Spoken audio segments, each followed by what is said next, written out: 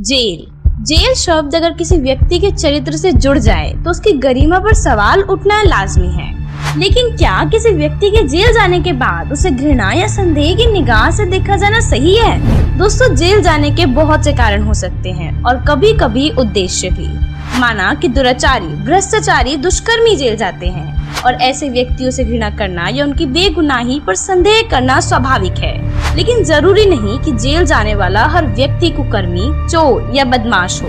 कुछ लोग परमार्थ और समाज सुधार के उद्देश्य को पूरा करने के लिए भी जेल जैसी प्रताड़नाएं स्वीकार करते हैं। जहां एक तरफ भगत सिंह, सुखदेव, राजगुरु जैसे देश प्रेमी हंसते हंसते फांसी चढ़ गए, तो वहीं दूसरी ओर महात्मा गांधी जैसे राष्ट्रपिता भी जेल का कष्ट सहकर परमार्थ में जेल जाने की मिसाल कायम कर गए। श्री कृष्ण जी का तो जन्म ही जेल में हुआ था, लेकिन फिर भी इंसान आज उन्हें भगवान मानकर पूजता है।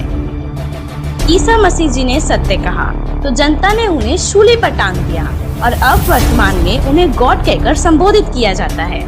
इसी प्रकार गुरु नानक देव जी को भी उस समय बाबर की जेल में रखा गया।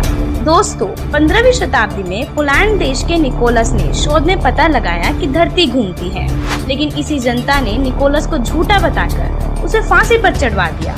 लेकिन कुछ समय पश्चात जब यह बात सच साबित हुई तो इतिहास के पन्नों पर आज भी निकोलस का नाम सुनहरे शब्दों में दर्ज है। वास्तविकता तो यह है कि जब कभी भी किसी महापुरुष ने जनहित में किसी सत्य को उजागर करके जनमानस को सच का आईना दिखाना चाहा, तो उसी जनता के द्वारा उन महापुरुषों को प्रताड़ित ही किया गया। ठीक इसी तरह वर्तमान समय में संत रामपाल जी महाराज भी एक महापुरुष की भूमिका निभा रहे हैं और सभी को एक नई चेतना प्रदान करके अध्यात्म ज्ञान के गुण रहस्य को उजागर कर समाज को बहुमूल्य सत्य ज्ञान प्रदान कर रहे हैं। लेकिन भोली जनता के द्वारा इतिहास में की गई भूल को फिर से दोहराया जा रहा है और उनके इस परोपकार के कार्य में सहयोग के बजाय आलोचना शुरू कर दी। संत रामपाल जी महाराज का गुनाह सिर्फ इतना है कि उन्होंने जनहित में अपना समूल अस्तित्व न्यौछावर कर जनता की भलाई की सोची।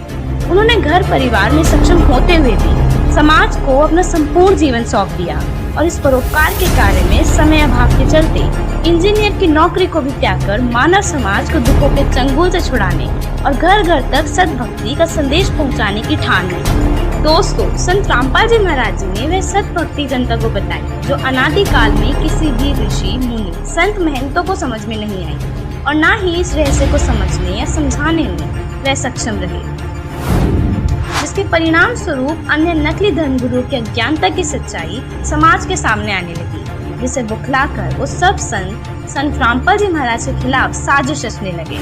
संत रामपाल जी महाराज ने सभी धर्मों के पवित्र सदग्रंथों जैसे वेद, शास्त्र, कुरान शरीफ, श्री गुरु ग्रंथ साहिब और बाइबल आदि का गहनता से अध्ययन किया और यह पता लगाया कि आखिरकार असली सद्भक्ति विधि और मंत्र क्या है, जिससे मनुष्य सुखी भी होंगे और पूर्ण मोक्ष पाकर जन्म मरण के भयंकर रोग से पूर्णतः छुटकारा पा सकेंगे। यह रहस्य संत रामपाल जी महाराज के अतिरिक्त कोई नहीं जानता, जिस कारण वर्तमान के नकली संत, महंत, कथाकार, अज्ञानी धर्मगुरु, शंकराचार्य और अध्यात्म के नकली ठेकेदारों को अपना पतन प्रत्यक्ष दिखने लगा।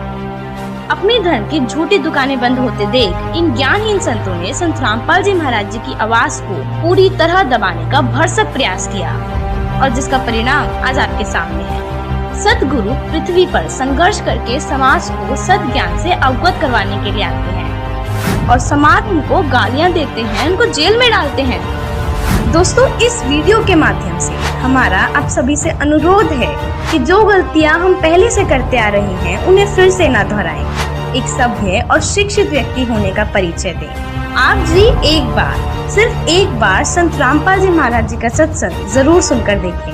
हम दावा करते हैं आप अवश्य अपने दांतों तले उंगली दबाने को मजबूर हो जाएंगे। धन्यवाद।